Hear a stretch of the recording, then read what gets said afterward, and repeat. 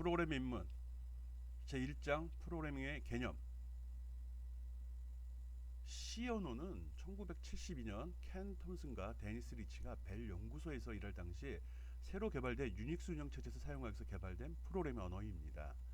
켄 톰슨은 BCPL 언어를 필요에 맞추어 개조해서 B 언어라고 이름을 지었고요. 데니스 리치가 이것을 개조해서 C 언어라고 명명하면서 C 언어가 탄생을 하였습니다. 유닉스 시스템의 바탕 프로그램은 모두 C 언어로 작성되어 있는데 수많은 운영체제의 커널 또한 C로 만들어져 있습니다. 오늘날 많이 사용되는 C++은 C에서 객체 지향형 언어로 발전된 것이고 또 다른 다양한 언어들도 그 뿌리를 C에 두고 있습니다. C의 특징은 절차 지향적이고 구조적 프로그램이 가능하다라고 보통 정의하고 있습니다.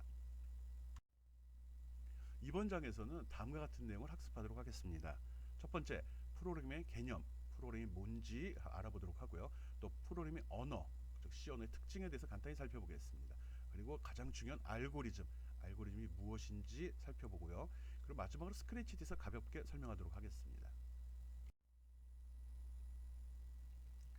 프로그램 언어를 한번 분류해 보도록 하겠습니다. 앞에서 이야기를 간단히 한 적이 있는데 우리가 일반적으로 쓰는 프로그램 언어 C, 자바, 파이썬 이런 것들 보통 고급 언어라고 이야기를 합니다. 그리고 기계가 알아먹을 수 있는 언어를 기계어라고 하죠. 기계어는 머신 랭귀지. 우리가 지금 이야기하는 고급 언어 C 같은 건 하이 레벨 랭귀지라고 합니다. 그리고 그 중간 단계 언어를 어셈블리 언어라고 합니다. 어셈블리어라고도 얘기하고요. 고급 언어에는 조금 C, 자바, C++ 이런 것들이 있고요. 고수준의 명령을 사용한다. CPU의 독립적이다. CPU의 독립적이다. 기계어로 바꾸긴 하되 기계어를 고려하지 않는다는 의미입니다. 이 독립적이라는 표현, 하드웨어 인디펜던스 하다 이런 표현을 많이 쓰거든요. 기계 독립적이다 할 때 기계에 상관없이 사용할 수 있는 언어다 이렇게 받아들이면 됩니다. 그리고 나서 이제 어셈블리 언어하고 기계어가 나오는데 이거는 하드웨어 종속적인 언어입니다. 기계마다 틀리다는 거죠. 그리고 이걸 만들어주는 프로그램이 바로 컴파일러가 되는 거죠. 기계마다 틀린 이 어셈블리와 기계어를 우리가 배운다는 거는 조금 부담이 되겠죠. 그리고 각 다른 언어를 다 배운다는 건 너무 힘든 일일 테고요. 기계어는 특정 컴퓨터 언어입니다. 특정 컴퓨터에 종속돼서 그 기계를 제어할 수 있는 명령이라고 생각하면 됩니다. 기계어는 0과 1로 구성되어 있다. 즉 이진수로 표현이 되어 있다는 거죠. 아래 그림과 같이 0101 전혀 무슨 뜻인지 알아먹을 수가 없죠. 아래 표시된 거에 공통점을 찾아본다면 0과 1로 표현이 되어 있다. 8글자 단위로 띄어쓰기를 했네요. 줄바꿈의 기준은 모르겠고 어쨌든 굉장히 복잡하고 힘든 언어입니다. 보통 0과 1을 기계에 표현할 때는 여러 가지 표현하는데 대표적인 거 0과 1로 표현이 되고요. 참, 거짓, on, off, true, false 여러 가지로 표현합니다.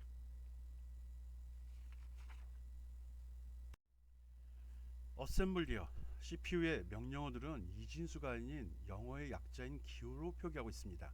기계어보다는 더 높은 수준의 프로그램을 작성하는 것이 가능하다라고 이야기는 하는데 별반 차이는 없습니다. 단지 이진수로 되어 있는 것을 약속된 알파벳으로 된 기호로 표현한 것밖에 다른 건 없습니다.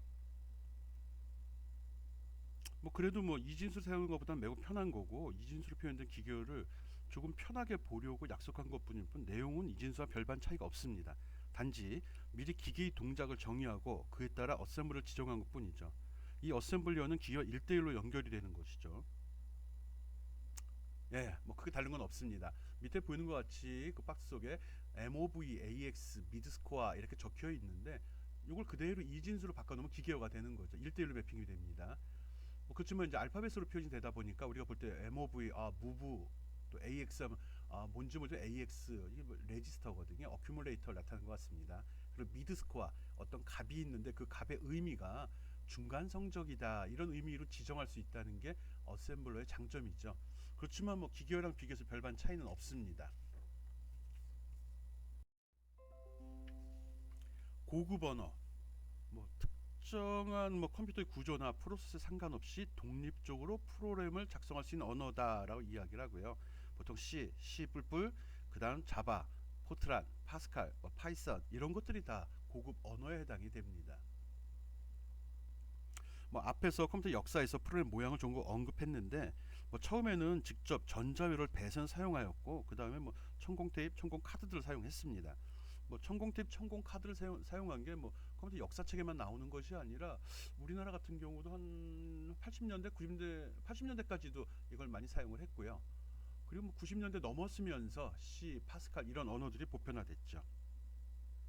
즉 이런 언어들 천공 카드나 뭐 천공 테이프를 사용한 거 이후에 메모리의 기계어를 저장하고 사용하는 방식으로 어셈블러로 만들어진 기계어로 아 메모리 기계를 저장하고 사용하였고 어셈블러로 만들어 기계어로 변환해 사용을 하였습니다. 지금은 이제 컴파일러를 사용하기 때문에 고급 언어로만 만들어 주면 컴파일러가 어셈블러로 바꾸고 또 기계어로 변환해서 사용하기 쉽게 하는 거죠.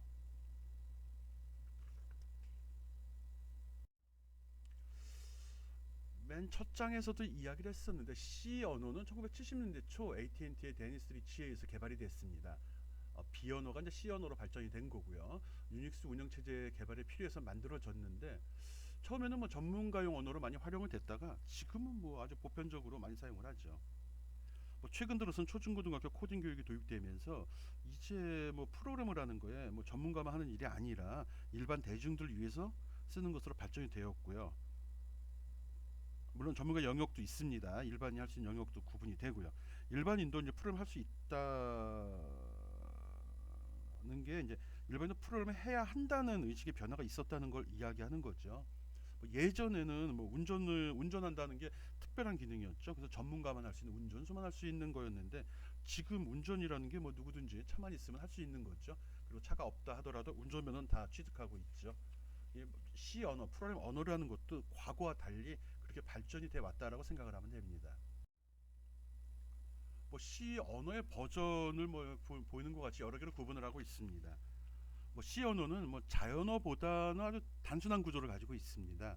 그리고 지속적으로 학술 기관이나 이를 학술 기관 등에서 이제 관리하면서 보완하고 진화시켜 왔는데 우리가 지금 학습하고 있는 C 언어도 뭐 하나가 있는 건 아닙니다. 기간에 따라서 어떤 용도로 쓰냐에 따라서 다양하게 발전해 왔습니다.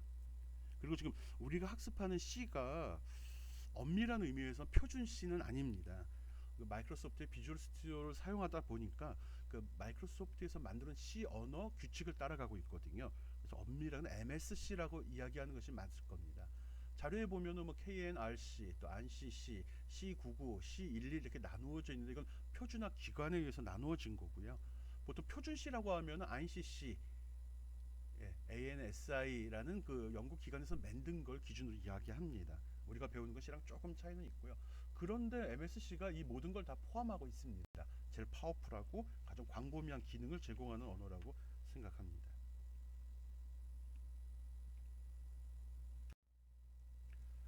우리가 사용하는 C 언어의 특징을 간단하게 한번 살펴봅시다.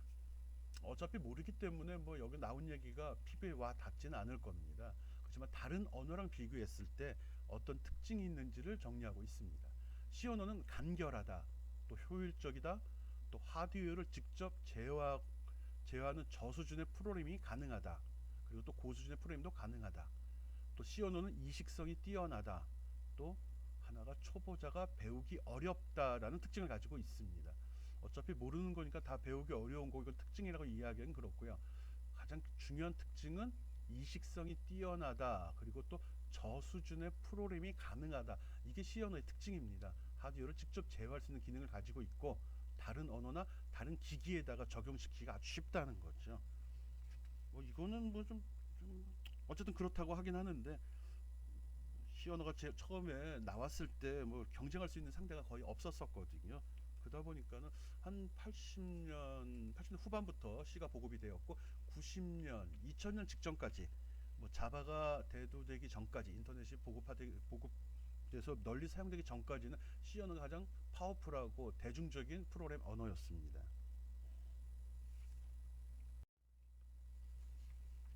예, C 언어의 특징을 간단히 그림으로 표현해놨죠. C 언어는 간결하다. 그리고 효율적이다. 저수준과 고수준이 모두 가능하다. 이식성이 뛰어나다. 그렇지만 배우기 어렵다. 라는 특징을 가지고 있습니다. 그럼 C 언어의 미래, 배우면서 이 배우는 언어가 널리 오랫동안 사용되어야 하는데 뭐 우리가 배우고 났더니 뭐 다른 언어가 나와서 다시 배워야 된다 이러면 좀 문제가 되겠죠. 음. 앞으로 C 언어가 사용될 것인가 아닌가. C 언어는 C++과 자바의 공통적인 부분입니다. 예, C 언어에서 기반이 돼서 발전된 언어이기 때문에 C 언어를 알고 있다고 그러면 다른 언어를 배우는데도 아주 유리하다는 거죠. 그리고 최근에 뭐 IoT다, 인베디드다 이런 말들이 많이 나오는데 이런 하드웨어 개발용으로 C 언어가 가장 많이 사용이 되고 있습니다. 인베디드 시스템이라는 말이 나오죠. 인베디드 시스템이란 특정 목적의 시스템으로서 컴퓨터가 장치 안에 여러 가지 기능을 포함하고 있는 그런 장치들을 이야기하죠.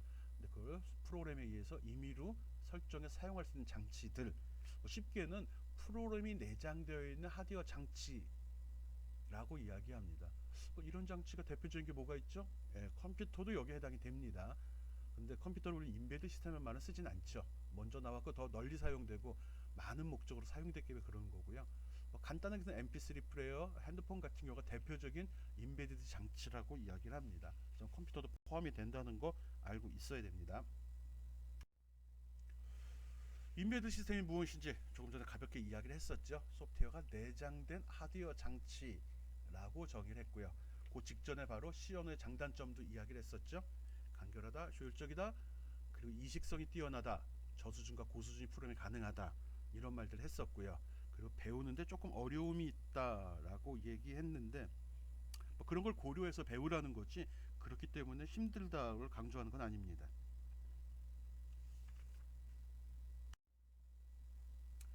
이번 장에서는 알고리즘에 대해서 간단히 알아보도록 하겠습니다.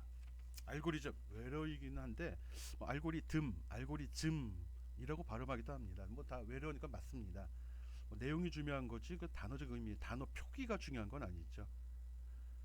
프로그램 짤 때도 보면은 결과만 맞으면 되거든요. 수업할 때 이런 얘기를 몇 번 또 반복을 하겠지만 프로그램 처리 과정은 개발자의 몫입니다. 그래서 어떻게 처리하든 상관없이 그 결과만 제대로 나온다고 하면 그 프로그램은 잘 짜여진 프로그램입니다. 물론 내부적으로 볼 때 얼마나 단순하게 짜여졌냐, 다른 사람이 봤을 때 얼마나 이해하기 쉬우냐 등도 고려를 해야겠지만 1차적인 거는 답이 맞아야죠. 그래서 프로그램 결과를 보려고 하는 거니까 과정은 2차적으로 조금 접어 놓아도 됩니다. 알고리즘에 대해서 그럼 알아보도록 하겠습니다. 알고리즘 실생활에 적용해서 이야기를 한다고 그러면은 요리 방법 정도로 생각할 수 있습니다. 오븐의 사용법만 배우고 음식 재료만 있으면 누구나 요리가 가능하죠. 이와 마찬가지로 프로그램만 있으면 내 컴퓨터가 원하는 작업을 할 수 있다 이거죠. 프로그램이 요리와 같다면 알고리즘 요리법에 해당되는 겁니다. 요리법 즉 어떤 문제를 해결하는 방법, 절차를 이야기하는 거죠. 알고리즘은 어떤 문제를 해결하는 절차나 방법을 이야기합니다.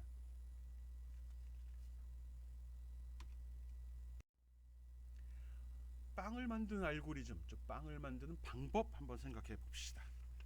빵을 만드는 방법을 실제적으로 레시피라는 말을 보통 쓰죠. 즉 빵 만드는 방법, 요리법. 만드는 방법 말면 되죠. 이제 또 생각에 따라서는 빵을 만드는 방법뿐만 아니라 빵의 종류에 따라도 그 방법이 다 달라지겠지만 여기서는 기본적인 방법이니까요. 그림에 보는 것 같이 방법은 단순하죠. 밀가루 반죽해서 이쁘게 모양을 만든 다음에 거기에 간단하게 조미를 하고 그 다음에 오븐에 넣어서 구워낸다 이런 말이죠. 아까도 얘기했듯이 프로그램을 짜는 목적은 결과를 얻고자 하는 거고 그 결과를 도출하는 과정은 프로그램의 목이라고요. 어떤 방법을 하든지 결과만 잘 나오면 되죠. 빵 만드는 방법을 간단히 정리했습니다. 빈 그릇을 준비한다. 이스트를 밀가루 우유를 섞어 저어준다. 버터 설탕 계란을 추가로 넣고 저어준다. 따뜻한 곳에 놓아서 발효시키고 그 다음에 170도에서 180도 사이에 오븐에 넣어서 구워낸다. 이런 게 방법이고요. 이게 빵을 만드는 요령이죠. 방법 절차.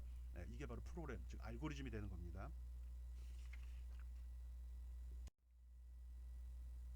그럼 1부터 10까지 합을 구하는 알고리즘을 한번 생각해 봅시다. 1부터 10까지 숫자를 하나하나 다 직접 더해서 구해도 되고요. 두수의 합이 10이 되는 숫자들을 그룹핑해서 그 그룹의 개수를 10으로 곱하고 남은 숫자를 5를 더해주면 된다. 이거 수학 시간에 배웠던 무슨 공식 같으네요. 아니면 그 합을 구하는 공식도 있죠. 첫 번째 숫자고 마지막 숫자를 더해서 그 숫자의 개수를 곱한 다음에 그걸 2로 나누어 주게 되면 그 숫자의 합이 된다. 물론 여기는 기준 어떤 규칙이 있죠. 각 숫자는 일씩 증가된다는 규칙도 있고요. 지금 본 것 같이 1부터 10까지 합을 구하는 알고리즘은 다양합니다. 그렇지만 그 결과는 동일하죠. 1부터 10까지 합을 구하는 거. 아까 이야기했듯이 프로그램을 짜는 목적은 결과를 구하는 것이고 그 결과를 구하는 과정은 프로그램의 역할이거든요.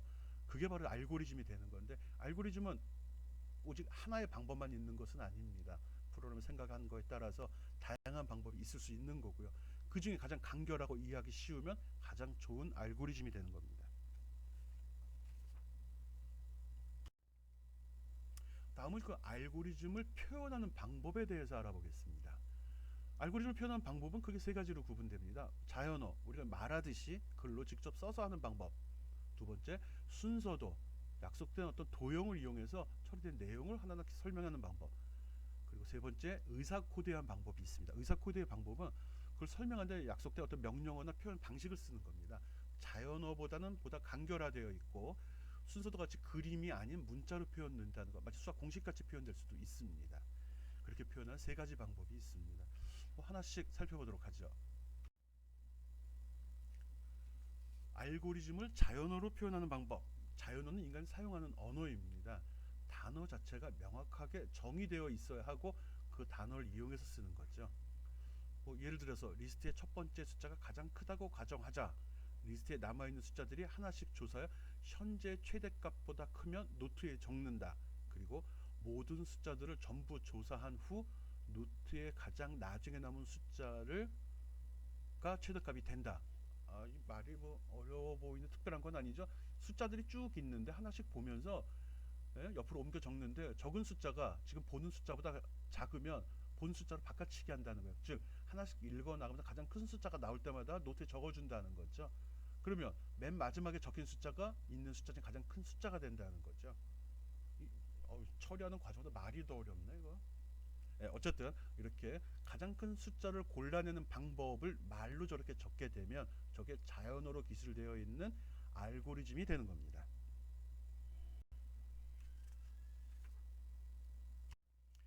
알고리즘 기술 방법 두 번째, 순서도는 프로그램을 논리 순서 또는 작업 순서를 약속된 그림으로 표현하는 방법입니다.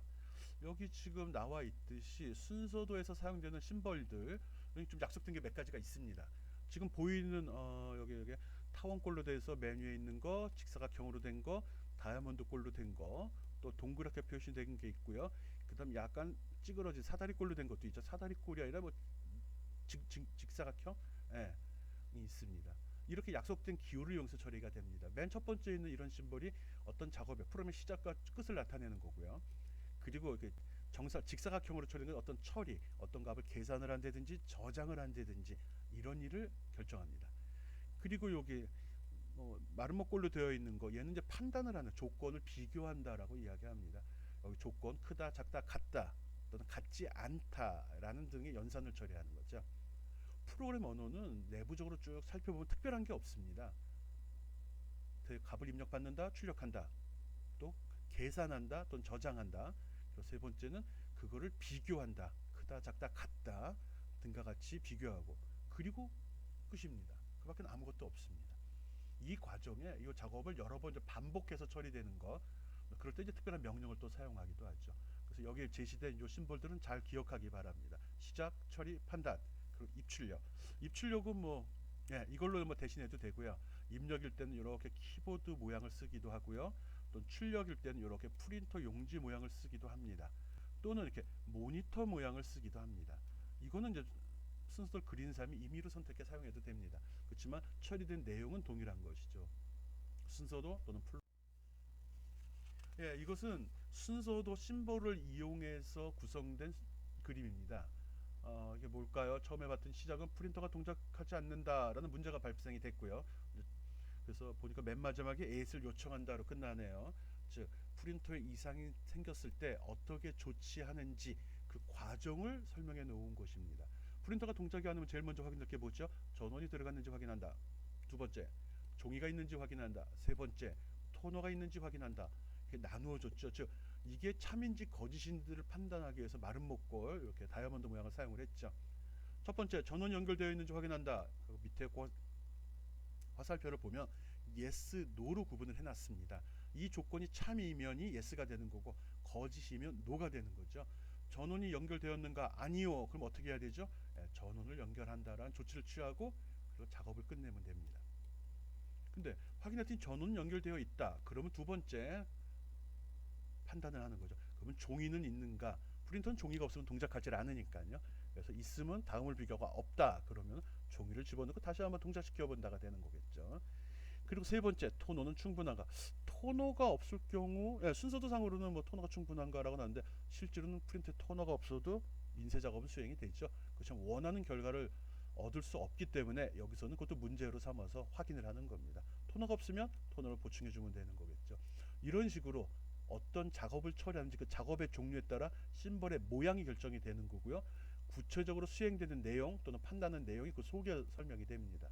그 다음 그거에 따라서 참, 거짓, 순서도는 무조건 이 다이아몬드 모양이 나오면 선택의 여지는 두 가지밖에 없습니다. 참, 거짓, 이 이외에는 없습니다. 그래서 참일 땐 어떻게 하고 거짓일 땐 어떻게 한다로 구분이 됩니다.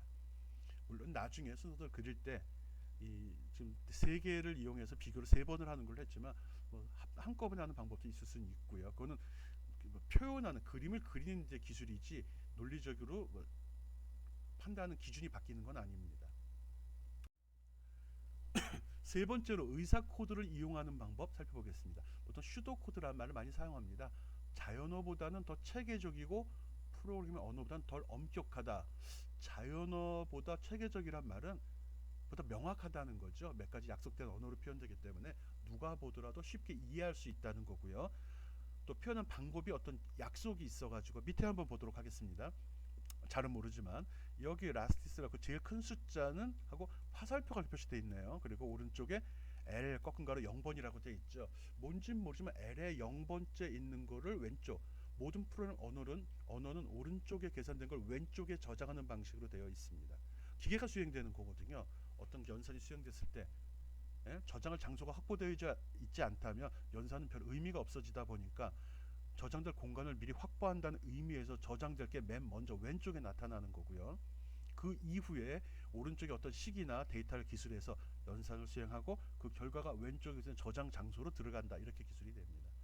두 번째 줄에 보면 포 해갖고 포는 뭘 위해서인데 이건 이렇게 뭔지 모르겠네요. 이치 각각의 n을 위해서 L 속에서 뭔가 한다. 예, 영어 단어의 의미를 그대로 연결시키면 이해가 안 되는 경우가 가끔 발생이 됩니다. 포라는 것은 대표적인 반복 명령어거든요. 어떤 작업을 지정된 횟수나 조건에 맞추어 수행한다. 반복 수행을 의미하는 건데 그런 의미로 받아들여야 됩니다. 단어적 의미로 받아들이게 되면 이해가 안 될 수 있어요. L 속에 있는 n들을 각각 다 기준으로 잡아내서 아래 내용을 수행해달라 그런 소리입니다. 내용 이해하는 거 하지 맙시다. 그냥 단순히 이런 식으로 약속된 언어만 쓰는구나, 명령어만 쓰는구나 이렇게 받아들이면 됩니다. 아래쪽에 if는 우리가 흔히 쓰는 만약에 이런 소리죠. 나왔네요.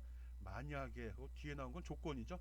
n과 라지스트를 갖다가 비교해서 n이 크냐라고 물어보고 그러면 밑에 걸 수행해라. 어떤 조건이 나오고 참일 때, 거짓일 때에 대한 거는 생략 가능합니다. 내용을 볼 필요는 없고요. 그냥 기본적으로 샘플만 본 거예요. 그래서 슈도코드 이렇게 약속된 말로 한다. 자연어보다는 훨씬 체계적이다. 즉 단순하면서 약속된 것만 쓰는 거죠. 다 쓸 필요 없죠. 입니다, 씁니다, 그리고, 그러나 이런 말 없죠. 다 잘라서 쓰게 되어 있고요. 그리고 프로그램 언어보다 덜 엄격하다라고 그랬죠. 여기 문법은 이렇게 썼지만 이걸 좀 임의로 바꿔 써도 상관이 없습니다. 무슨 소리죠? 화살표 대신에 그냥 는을 써도 되고요. 여기다 말로 L0의 거를 라지스트에 저장한다라고 직접 말을 적어도 됩니다. 그것도 슈도코드에 해당이 됩니다. 어쨌든 덜 체계적인 약속된 언어로 표현을 한다. 이거 슈도코드를 한다라고 얘기합니다. 앞에 얘기한 방법, 자연어를 이용하는 방법, 순서도를 이용하는 방법, 의사 코드를 이용하는 방법 있습니다. 자연어를 이용하는 방법은 일반적으로 우리가 쓰는 그거고요. 순서도를 이용하는 건 그림을 그리다 보니까 어디다 표현을 할 때 많은 공간을 요구하죠. 그리고 볼 때 단계별로 쭉 흩어봐야 되는 그런 단점이 있고요. 슈도 코드를 쓸 경우는 보통 논문이나 어떤 설명할 때 가볍게 문서를 할 때 문서 작업할 때 많이 활용이 되는데 순서도보단 간결하면서 보다 명확하게 표현되는 그런 효과는 있습니다. 어쨌든 초보자는 순서도를 많이 권할 거고요. 그 이후에 순서도가 익숙해지고 알고리즘 능력, 어떤 문제를 해석하거나 분석하는 능력이 뛰어나지면 그때 슈도 코드를 이용하는 걸로 할 겁니다. 뭐 순서도나 슈도코드 모두 프로그램 언어로 바꿀 땐 아주 쉽습니다. 쉽게 1대1로 매핑된 명령어로만 바꿔주게 되면 바로 원하는 프로그램이 완성됩니다. 다음은 알고리즘을 만드는 방법을 간단하게 한번 살펴봅시다. 앞의 예에서 너무 쉽고 우리가 경험한 것들이라 알고리즘을 뭐 만만하게 볼 수도 있는데 그렇진 않습니다. 대부분 샘플로 든 거 너무 쉬운 걸 하니까요. 알고리즘을 만드는 거는 작성하는 기본 원칙은 충분히 작을 때까지, 아니, 작성 기본 원칙은 어떤 작업을 충분히 작을 때까지 계속 잘라내야 됩니다. 잘라내야 됩니다. 그게 뭐죠? 우리가 보통 이런 거 할 때 초중고등 때 자판기에서 음료수 뽑아 먹는 방법 설명했었죠. 자판기에서 음료수 뽑을 때 어떻게 뽑죠? 동전 꺼내서 집어넣고, 그리고 동전 금액 확인한 다음에 내가 원하는 물건 확인하고 물건 버튼 누르고, 그리고 내에서 물건이 나올 때 기다렸다가 나오면 그 다음에 꺼내죠. 이런 식으로 작업이 하나하나, 동전을 넣는다, 버튼을 누른다, 물건이 나온다, 집어낸다, 이런 식으로 작업이 충분히 작을 때까지 잘라서 표현을 해줘야 됩니다.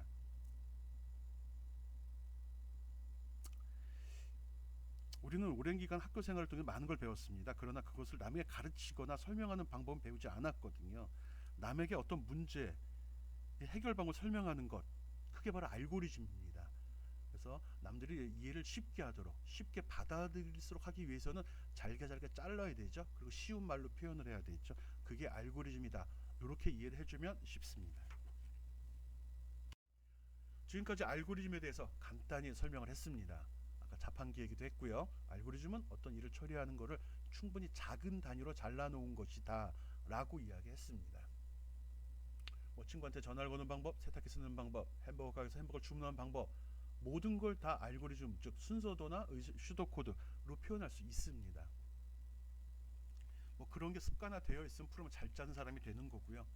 그런 걸 쉽게 그렇게 분할하거나 나누는 걸 잘 못한다면 프로그램 짤 때 조금 어려움이 있겠죠.